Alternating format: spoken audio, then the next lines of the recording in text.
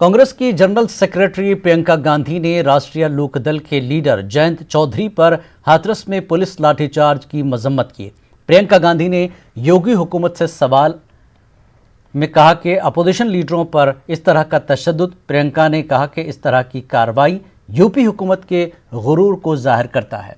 उन्होंने कहा कि योगी हुकूमत शायद ये भूल गई है कि मुल्क में जमहूरियत है, लोग उन्हें ये याद दिलाएंगे। समाजवादी पार्टी के सदर अखिलेश यादव ने भी जयंत चौधरी पर लाठीचार्ज की मजम्मत की।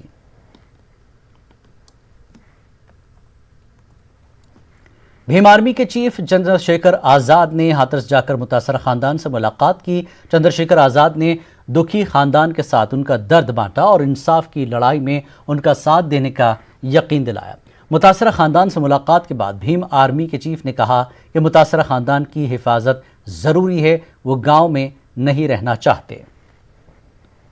कि वायु श्रेणी सुरक्षा परिवार को दिया जाए। यही पंचायत हो रही है, परिवार डरा हुआ है और अगर कोई डर में है तो वो किस तरह से न्याय की उम्मीद कर सकता है। मुझे सरकार पे भरोसा नहीं। सरकार वायु श्रेणी सुरक्षा दे। जब कंगना रनौत को मिल सकती तो हमारे परिवार को मिले। दूसरा, हम लोग परिवार से मेरी बात हुई है। हम और आप जानते हैं कि सीबीआई सरकार की एजेंसी है, जो सरकार चाहती हुई करती है और विपक्ष में हम कई बार उसका यूज होते देख चुके हैं। सुप्रीम रिटायर जज जो हैं सुप्रीम कोर्ट के, उनकी निगरानी में पूरी जांच होनी चाहिए, पूरा ये मुकदमा चलना चाहिए, तभी हमें उम्मीद है कि न्याय। अगर वो शेड्यूल कास्ट का हो तो बहुत अच्छी बात है। बाकी हमें सुप्रीम कोर्ट के न्यायालय पे, सर्वोच्च न्यायालय पे और सुप्रीम कोर्ट के जजों पे पूरा भरोसा, लेकिन रिटायर होना चाहिए जिसको। हाथरस में हुए इज्तिमाई आबरूरेज़ी के वाक़े के खिलाफ रांची में एहतजाजी मुजाहरा किया गया। जमीयतुल कुरैश के ज़ेर एहतमाम मुनक़्क़िद इस मुजाहरे के दौरान आबरूरेज़ी के तमाम मुल्ज़िमीन के खिलाफ सख्त कानूनी कार्रवाई का मुतालबा किया गया। कुरैश यूपी के हाथरस गांव में जो घटना घटी है, जो अमानवीय घटना घटी है, उसकी निंदा करते हुए आज विरोध प्रदर्शन की है यूनियन बैंक से कांटाटोली चौक तक, क्योंकि ये घटना यूपी सरकार में हुआ है और सरकार के मुख्यमंत्री का दायित्व बनता है कि वैसे लोगों को फांसी दे और 14 दिनों तक वो जो जिस लड़की के साथ में बलात्कार की घटना घटी उसको 14 दिनों तक छुपा के रखने का काम किया है वहाँ के प्रशासन ने। हम लोग आज विरोध प्रदर्शन के द्वारा डिमांड करते हैं मोदी सरकार से कि योगी आदित्यनाथ को बर्खास्त करे और उसके जगह पे किसी और को लाए, क्योंकि उत्तर प्रदेश में दलितों पर, अल्पसंख्यकों पर अत्याचार बढ़ता जा। हाथरस मुतासरा के अहले खाना के घर आज फिर SIT की टीम पहुंची, जहां मुतासरा के वालिद समेत कई अफराद के बयान दर्ज किए गए। आपको बता दें कि बीती शब भी SIT की टीम मुतासरा के घर पहुंची थी, लेकिन बयान दर्ज नहीं हो पाया था क्योंकि मुतासरा के वालिद की हालत बयान दर्ज कराने के काबिल नहीं थी, जिसकी वजह से टीम रात 10:30 बजे के करीब वापस लौट गई। SIT की टीम से बयान दर्ज कराने के बाद अहले खाना ने फिर मामले की जांच सुप्रीम कोर्ट के जज से कराए जाने का मुतालबा किया। जवाब दिए, अब जो बार बार नेता लोग आते रहते हैं, इससे आपको दिक्कत होती है या नहीं होती है? अब मिलवे जुलवे का है तो आप बताएं, अब क्या करोगे ना, इस बात को खुल के बताइए, कोई चुभता हुआ सवाल नहीं है, खुल के बताइए। नहीं, अब जे अगर मिलवे जुलवे वाले तो हम गए चौके का के तब हमारे दुख में तो आपको लगता है जब आप पीड़ा में हैं, आप तकलीफ में हैं, इस पीड़ा में लोग अपने लिए संभावना तलाश रहे हैं, राजनीति तलाश रहे हैं लोग अपने लिए, ऐसा लगता है आपको? और ये तो वो लोग जाने, अब हमें अपने बातें मतलब क्या सांत्वना आपको देते हैं फिर? और पहले क्यों नहीं आए जब आप पीड़ा में थे, घटना बिल्कुल नई घटना थी, तब तो कोई आप तक आते नहीं थे? नहीं, वो लोग आते थे बीच में। हाथ पाना क्या है, अब ये लोग आ रहे हैं तो हम मना नहीं कर सकते, हमारे जैसे भी आ रहे हैं और जो भी हो रहा है जो ठीक ही हो रहा है, जो भी कुछ हो रहा है, पर ये तो भाई जो आते जा रहे हैं पर हमारा जो भी इस अलग तरीका से हमें वो ना करें, हमारा साथ दें। SIT की जांच और जो योगी उत्तर प्रदेश सरकार ने CBI जांच कही है, उस पर आप लोगों का यकीन नहीं है? जी नहीं। क्या चाहते हैं? हम तो साथ सुप्रीम कोर्ट हैं, जो रिटायर्ड जज हैं, उनके साथ ये निगरानी में काम। पिताजी के स्टेटमेंट लेने के लिए आए थे। ओके, हाँ। तो क्या चीज था सर जो रह गया था, क्योंकि आप पहले भी आप ले चुके हैं स्टेटमेंट? नहीं, पहले परिवार के और सदस्यों का लिया था। पिताजी की उस दिन तबीयत थोड़ी ठीक नहीं थी, वो थोड़ा सा हाँ, तो इसलिए जो है उनका सर बयान एक बचा तो हुआ है। सबसे बड़ा सवाल अभी भी यही बना हुआ है कि डीएम साहब की कब सस्पेंशन हो गए, उनके खिलाफ एक्शन कब होगा? सर क्रिमिनेशन को लेकर के आपकी रिपोर्ट, जिला प्रशासन है उसकी लापरवाही की रिपोर्ट आपने सौंप दी है, जो भी उसको लेकर आप जांच कर रहे हैं। हमें अभी समय दिया गया है, अभी 7 दिन का समय है, उसमें हमें जो है it's an important question. First report आपने दिया था, उसी के आधार पर एसपी को सस्पेंड किया गया। सर जो first report, sir second report कब तक रहेगी? हमें 7 साल सर दूसरा मेडिकल टीम का आने का कारण क्या है? उनके पिताजी उनके पिताजी थोड़ा सा जो है असहज महसूस कर रहे थे, तो इसलिए as a matter of precaution जो है डॉक्टर साहब को बुलाया था। ठीक है, तो क्या उनका सैंपल रिपोर्ट में नहीं, कोई सैंपल नहीं लिया गया। सैंपल अभी नहीं लिया नहीं, ये सैंपल कोई कंफ्यूजन था जो हमें बताया गया रिपोर्ट में क्या था जिसके कारण पुलिस वालों पे कार्रवाई था। ये हम अभी रिपोर्ट नहीं शेयर। हाथरस इज्तिमाई आबरूरेज़ी के खिलाफ एहतजाज कर रहे समाजवादी छात्र सभा के तलबा और बीजेपी कारकुनों में जबरदस्त झड़प हो गई। इलाहाबाद के सर्किट हाउस के सामने समाजवादी छात्र सभा के कारकुनान हाथरस इज्तिमाई आबरूरेज़ी और योगी हुकूमत के खिलाफ एहतजाज कर रहे थे। उस वक्त सर्किट हाउस में बीजेपी के कौमी सेक्रेटरी विनोद सोंकर पर भी मौजूद थे। एहतजाज कर रहे तलबा ने जब सर्किट हाउस के सदर दरवाजे पर पहुंचकर हुकूमत मुखालिफ नारे लगाना शुरू किए तो उसी वक्त सर्किट हाउस में मौजूद बीजेपी के दर्जनों कारकुनान ने तलबा पर हमला कर दिया। बीजेपी कारकुनों ने सर्किट हाउस में मौजूद मीडिया के एहलकारों के साथ भी बदसलूकी की। सर्किट हाउस में तैनात पुलिस फोर्स पहले तो खामोश तमाशाई बनी रही, लेकिन बाद में उसने समाजवादी पार्टी के कारकुनों के खिलाफ सख्त कार्रवाई की। झड़प नहीं हुआ, आपस में झड़प कर लिए। केवल और केवल अखिलेश को निगाह में अपना नंबर ठीक करने के लिए वो आपस में भीड़ पड़े। आपके कुछ कार्यकर्ताओं ने तो मीडिया से बदसलूकी बात करी जिसका वीडियो भी है। नहीं, वो हमारे कार्यकर्ता नहीं होंगे। देखिए तो समाजवादी के हमारे कार्यकर्ता बहुत ही लोक जनशक्ति पार्टी ने आखिरकार बिहार असेंबली इंतखाबात में जेडीयू बीजेपी इत्तेहाद से अलग होने का ऐलान कर दिया है। दिल्ली में पार्टी की पार्लिमानी बोर्ड की मीटिंग में बिहार में बीजेपी एलजेपी हुकूमत बनाने का ऐलान किया गया। एलजेपी ने साफ कर दिया कि वो किसी भी सूरत में नीतीश कुमार की क़यादत में चुनाव नहीं लड़ेगी। एलजेपी बिहार की 143 सीटों पर इलेक्शन लड़ेगी। एलजेपी बिहार में बीजेपी का वजीर आला बनाने के लिए कोशिशें कर रही है। चुनाव में जीत हासिल करने वाले पार्टी के तमाम अरकान असेंबली बीजेपी की तायद करेंगे। एलजेपी लीडरों ने दावा किया है कि उनकी पार्टी इंतखाबात में बेहतर मुजाहरा करेगी। सबसे खुशी का दिन। मैंने अक्सर कहा कि अधिकार खोकर बैठना सबसे बड़ा दुष्कर्म है, अन्यायार्थ अपने बंधुओं को दंड देना धर्म है। आदरणीय चिराग जी ने जो फैसला लिया, उस फैसले के साथ कल भी हम लोग साथ थे, आज भी हैं और हमेशा रहेंगे। ये बहुत बड़ा फैसला है और निश्चित रूप से इस फैसले से लोक जनशक्ति पार्टी अपनी पूरी ताकत से बिहार में चुनाव लड़ेगी और 10 नवंबर को हमारी दिवाली होगी और हमारा ईद होगा। कितनी 143 सीटों की बात पहले कही जा रही थी, कितनी सीटों पर पार्टी चुनाव मैदान में उतरेगी? ये फैसला ले लिया है और 143 और 243 सब नहीं, हमारी तैयारियां हैं। हम राष्ट्रीय अध्यक्ष के वो जो पहला चरण, दूसरा चरण, तीसरा चरण है, उम्मीदवारों की लिस्ट होगी, आपके सामने होगी। लेकिन पहले लगातार कहा जाता रहा था, आज भी जो प्रेस रिलीज है आप लोगों की तरफ से उसमें यही कहा गया कि जेडीयू से वैचारिक मतभेद के चलते हम बिहार में अलग हो रहे हैं। यानी जेडीयू से आप अलग हो रहे हैं, बीजेपी के साथ रहेंगे क्या? निश्चित बीजेपी के साथ हम हैं और हमेशा रहेंगे। बिहार असेंबली इंतखाबात में पसमानदा मुस्लिम तबका जेडीयू की हिमायत करेगा। पटना में ऑल इंडिया यूनाइटेड मुस्लिम मोर्चा ने अपने कारकुनों के साथ एक प्रोग्राम का इनेकाद कर इस बात का ऐलान किया। मोर्चा के कौमी सदर डॉक्टर एजाज अली के मुताबिक जेडीयू के उम्मीदवारों को कामयाब बनाने के लिए मोर्चा अपनी सतह पर इन हलकों में मुहिम चलाएगा जहां जेडीयू के उम्मीदवार इंतखाब लड़ेंगे। मोर्चा ने यह भी फैसला किया है कि मुस्लिम अक्सरियती इलाकों में मोर्चे की टीम इंतखाबात के दरमियान जेडीयू की हिमायत के लिए ज़मीनी सतह पर काम करेगी। उसी सिलसिले में अपने जो लोग हैं और जो समर्थक लोग हैं सबको बुलवाया था कि एक राय मशवरा हो कि एक साथ हम लोगों को फैसला लेना चाहिए किस पार्टी को वोट देना चाहिए। तो हम लोगों की मीटिंग से ये जाहिर हुआ है कि सिर्फ यही लोग नहीं, जो कि कई जगह से लोग आए हैं, सिर्फ जाहिर हुआ है कि नीतीश कुमार के कामों को देखते हुए और उनकी कंस्ट्रक्टिव एटीट्यूड को देखते हुए लोग ये चाह रहे हैं कि जो नीतीश कुमार की सीटें हैं उस पर नीतीश कुमार को मजबूत करके रखें। मोर्चा के जो अपने अहम कारकुनान हैं, आज उन लोगों को बहुत ही शॉर्ट टाइम में हम लोगों ने इकट्ठा किया, उनके मशवरे को हम लोगों ने समझा। सब लोगों ने एक राय होकर के इस पर इत्तेफाक किया कि पिछड़े व दलित मुसलमानों को अगर इक़्तिदार में हिस्सेदारी किसी ने दिया है तो वाहिद वजीर आला जनाब नीतीश कुमार ने दिया है। अगर उसने शरीफ कुरैशी को चेयरमैन बनाया तो इलियास कुरैशी को भी चेयरमैन बनाया। अगर उसने अनीसुर रहमान कासमी को चेयरमैन बनाया तो गुलाम रसूल बलियाबी को भी राज्यसभा भेजा, एमएलसी बनाया।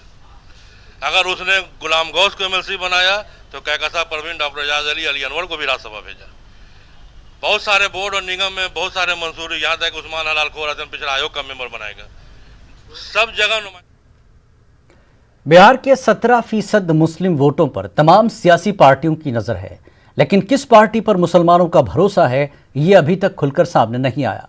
पटना के फुलवारी शरीफ में मुस्लिम तंजीमों के जिम्मेदारों और आम लोगों से बात की हमारे नुमाइंदे महफूज आलम ने, और ये जानने की कोशिश की कि इंतखाबात को लेकर मुसलमानों का मिजाज क्या है। इंतखाबात को लेकर तमाम सियासी पार्टियों की तैयारियां अपने शबाब पर है। बिहार में अक़लियती तंजीमों का क्या रद्द अमल है, अक़लियती तंजीमें क्या हिकमत अमली बना रही हैं, आज हम जानने की कोशिश करेंगे कि इस चुनाव को लेकर अक़लियती आबादी क्या सोचती है। हमारे साथ ऑल इंडिया मिली काउंसिल के नायब चेयरमैन मौलाना अनीसुर कासमी साहब हैं। कासमी साहब, अगर आपसे जानने की कोशिश करें क्या हिकमत अमली इस बार के इंतखाब में है तो क्या कहेंगे आप? भाई, पहली बात तो यह है कि हम लोग चाहते हैं कि हमारी आबादी के हिसाब से यहाँ से लोग, हमारी कम्युनिटी के जो अक़लियती तबका है, जीत के जाएं और कम से कम 40 अफराद को एमएलए होना चाहिए मुस्लिम कम्युनिटी से। हमारी कोशिश होगी कि ये तादाद पूरी हो। और अगर गुज़िश्ता असेंबली इंतखाबात की अगर बात की जाए तो किसी पार्टी ने आबादी के एतबार से मुसलमानों को टिकट नहीं दिया था। सबसे ज़्यादा आरजेडी ने दिया था, वो भी 16 टिकट था, जिसमें 12 लोग चुनाव जीत कर आए थे, और उससे सभी जितनी भी पार्टियां उसे कम ही टिकट दिया था, यानी 16 से कम टिकट दिया था। तो इस बार क्या मुतालबा है आप लोगों? आपको मैं सिर्फ इतनी बात कहना चाहता हूं कि हमारी कम्युनिटी के लोगों को जीत कर आबादी के हिसाब से जाना चाहिए।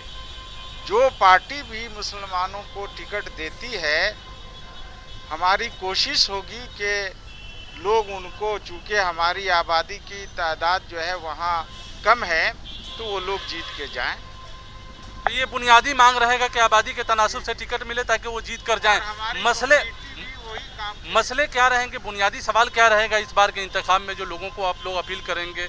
किस तरह के उम्मीदवारों को इंतखाब करें या किस पार्टी को हिमायत करें, ये भी कुछ है आप लोगों की हिकमत अमली? हम लोग तो किसी ख़ास पार्टी के उसमें नहीं हैं और न मिली तंजीमें ये काम करती हैं, लेकिन हम चाहेंगे कि अच्छे सेकुलर किरदार भी हो, शबीह भी हो, अच्छे नज़रिया रखने वाले, कौम और मिल्लत का अच्छा काम करने वाले लोग जीत के जाएं। चलिए, बहुत शुक्रिया। यानी आपसे जानना चाहेंगे अगर आप लोगों का क्या हिकमत अमली है इस पर, क्या लगता है आपको चुनाव को लेकर?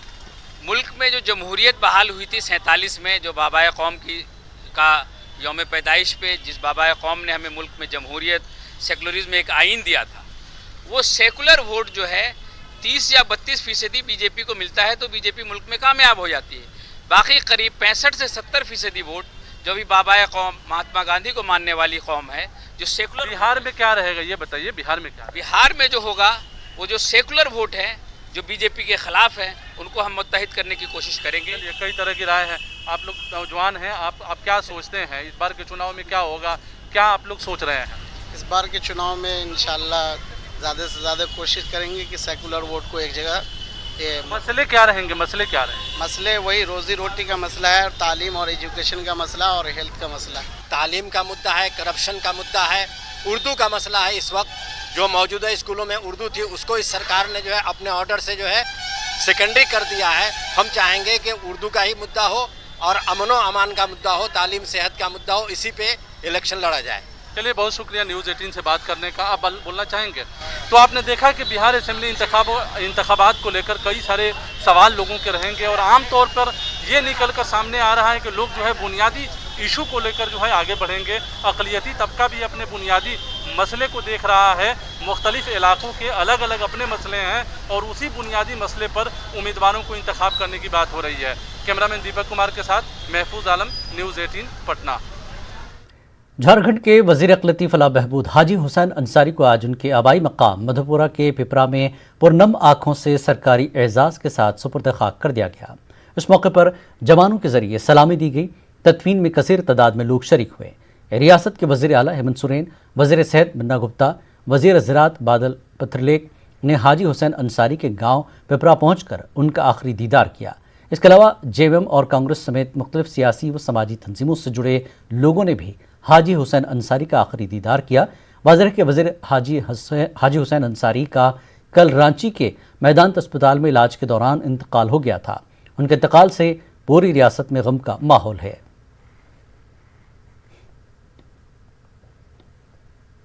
उन्नीस 1980 के दशक में अपनी राजनीतिक करियर शुरू करने वाले हाजी हुसैन अंसारी पहली बार 1995 में विधायक बने, फिर 2000, 2009 और फिर 2019 में वो चुनाव जीते। झारखंड सरकार में झारखंड गठन के बाद जब उनकी सरकार बनी वो कैबिनेट मिनिस्टर बने। यही आलम है कि उनके अंतिम दर्शन करने के लिए आज खुद सीएम यहाँ उनके पैतृक निवास स्थान पिपरा पहुँचे और उनको नमन किया, उस शोकाकुल परिवार से मिला। इसके अलावा झारखंड सरकार के मंत्री बन्ना गुप्ता, बादल पत्रलेख, आलमगीर आलम भी पहुँचे। कई विधायक और पूर्व मंत्री, उनके प्रतिद्वंदी भी यहाँ पे हैं। इस जनाजा जो अंतिम है सुपुर्द खाक हुई, यहाँ से आप अंदाज़ा लगा सकते हैं कि कितने लोकप्रिय व्यक्ति थे हाजी हुसैन अंसारी।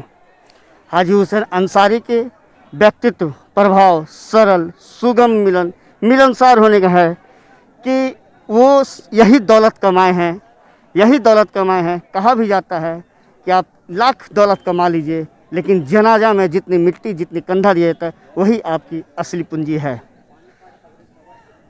ऐसे में हाजी हुसैन अंसारी ने 1980 के दशक से लेकर अब तक जितने भी काम किए हैं, मदद किए हैं, चाहे वो जो भी अपने इस क्षेत्र की जनता को प्यार किए हैं, वो अब सिर्फ यादें ही रह गई है।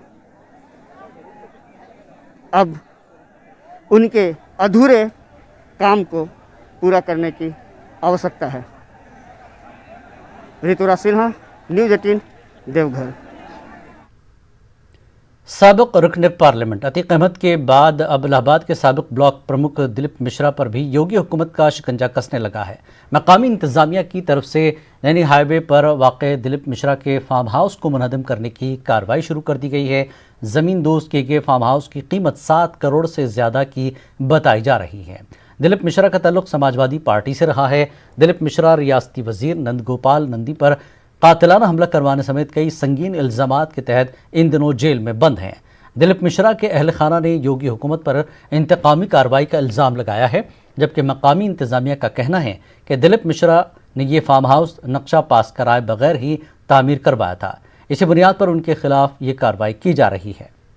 आदेश पा रहे तो उनसे पूछ लीजिए, अगर मानचित्र स्वीकृत तो दिखा दें तो उनकी बात मान लीजिए। ये बिल्कुल वैलिड कार्रवाई हो रही है। इलीगल कंस्ट्रक्शन, इसका section 27 UP urban planning development act में डिमोलिशन ऑर्डर पारित। और रही बात वक्त लगता है, नोटिस सर किए आते बुरी। मुल्क में पहली मरतबा वक्फ तरबियती इदारा वजूद में आया है।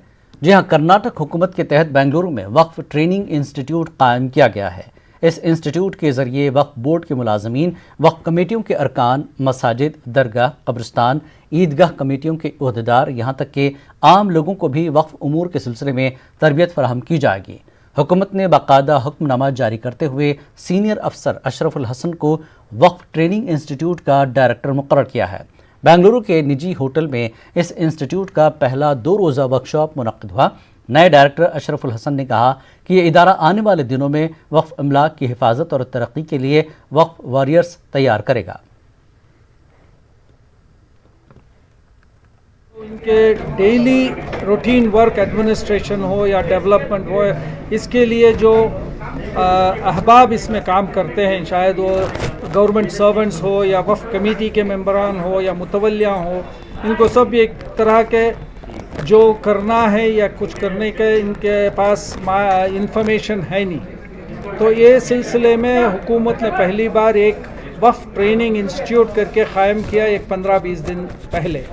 ऑर्डर्स, गवर्नमेंट ऑर्डर्स इशू हुए बाद ये मेरी खुशकिस्मती है कि मुझे पहला डायरेक्टर करके उस पर मुंतखब किए हैं, और वो सिलसिले में जो अब हम पूरे वक्फ इदारों के मुतवल्लियाँ और जो सेक्रेटरी हैं, डिस्ट्रिक्ट लेवल ऑफिशियल्स हैं, स्टेट लेवल ऑफिशियल्स हैं, उनको एक ट्रेनिंग देने के लिए हम गवर्नमेंट से मुझे डायरेक्शन हुए बाद जो डायरेक्टर साहब बता रहे थे that the Waqf warriors means A Waqf institutions को आगे कैसा बढ़ाना, आगे कैसा लेकर जाना और उनकी जिम्मेदारियां कैसा निभाना, ये कौम में, मुसलमानों में कौम की जिम्मेदारी क्या है, इसके बारे में कौम की इसके इंफॉर्मेशन इम्बाइब करना, इंफॉर्मेशन फैलाना, ये जिम्मेदारी हमारे वक्फ वॉरियर्स की।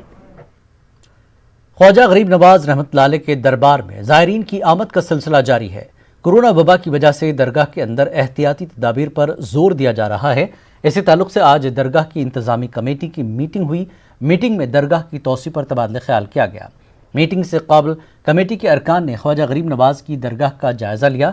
कमेटी ने दरगाह के गेट को चौड़ा किए जाने के लिए गेट नंबर 5 पर काम की शुरुआत भी की है।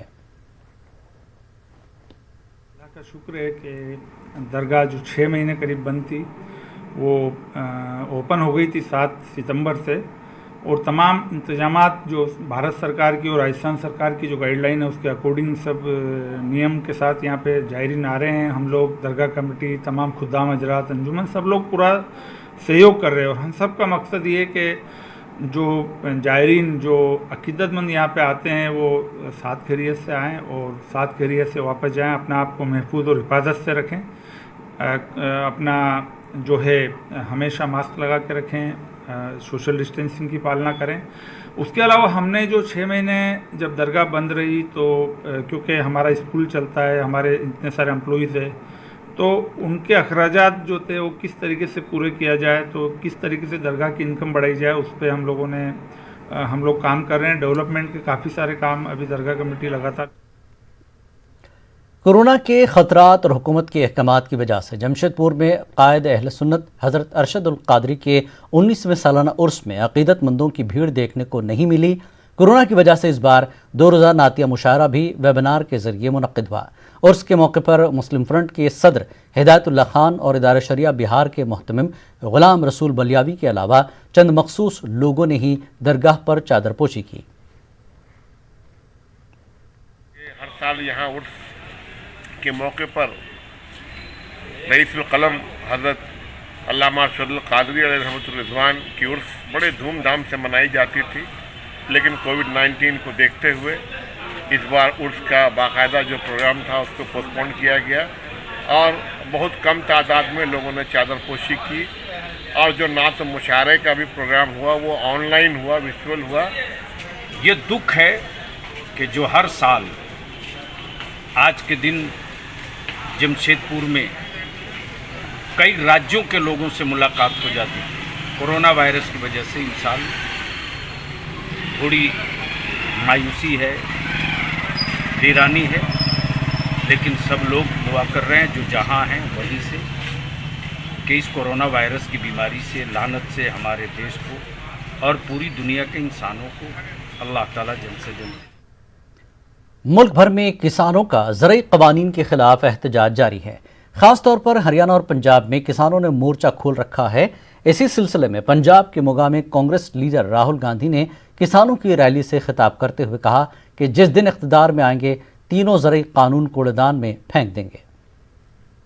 एमएसपी को खत्म करने का है, लक्ष्य का फूड प्रोक्योरमेंट के सिस्टम को खत्म करने का है। ये जानते हैं जैसे ही एमएसपी खत्म हुई, जैसे ही फूड प्रोक्योरमेंट का सिस्टम खत्म हुआ, वैसे ही पंजाब का, हरियाणा का किसान, हिंदुस्तान का किसान खत्म हो जाएगा। और मैं आपको इस स्टेट से कह रहा हूं, कांग्रेस पार्टी हिंदुस्तान के किसान को कभी खत्म नहीं होने देगी। हम आपके साथ खड़े हैं और हम 1 इंच पीछे नहीं हटने वाले। मैं ये नहीं कह रहा हूं कि इस सिस्टम में कमी नहीं है, जरूर सिस्टम में कमी है, और जरूर सिस्टम को रिफॉर्म करने की जरूरत है, सिस्टम को बदलने की जरूरत है, मगर सिस्टम को नष्ट करने की जरूरत नहीं है, क्योंकि अगर आपने सिस्टम को नष्ट कर दिया तो किसान के लिए, किसान की रक्षा के लिए कुछ नहीं बचेगा, किसान मारा जाएगा। सीधी सी बात,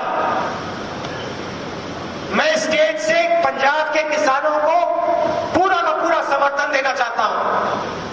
आप आंदोलन कर रहे हो, बिल्कुल सही कर रहे हो, और मैं और कांग्रेस पार्टी आपके साथ खड़े होंगे और मिलकर इन कानूनों को बदलने का काम करेंगे।